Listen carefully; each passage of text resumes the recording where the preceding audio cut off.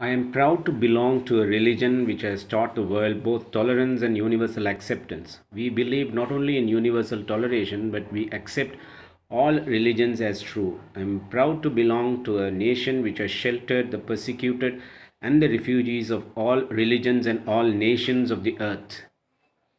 The old system of education in India is very different from the modern system. It was thought that knowledge is so sacred that no man ought to sell it. Knowledge must be given freely and without any price. What are we doing now with private schools?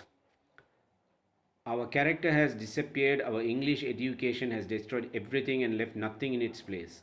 Our children have lost their politeness. To talk nicely is degrading, to be reverential to one's elders is degrading. Irreverence has been the sign of liberty. The modern student is not practical. No handicraft is taught. The present system of English education is entirely literary. My idea of education is personal contact with the teacher. Guru Griha Vasa. Without the personal life of a teacher, there would be no education. Swami Vivekananda's thoughts. Open your eyes and see what a piteous cry for food is rising in the land of Bharata, proverbial for its wealth. Will your education fulfill this want? Never, he says. What is the key to Japan's sudden greatness? The faith of the Japanese in themselves and their love for their country. When you have men who are ready to sacrifice their everything for their country, sincere to the backbone, when such men arise, India will become great in every respect. It is the men that make the country. The Japanese are ready to sacrifice everything for their country and they have become a great people, but you are not.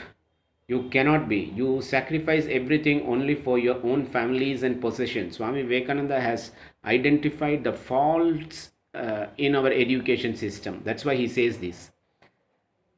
Is it your wish that India should become like Japan? Decidedly not. India should continue to be what she is.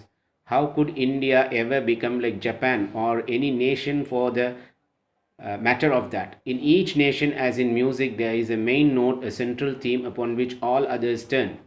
Each nation has a theme, everything else is secondary. India's theme is religion. Social reform, everything else is secondary. Religion is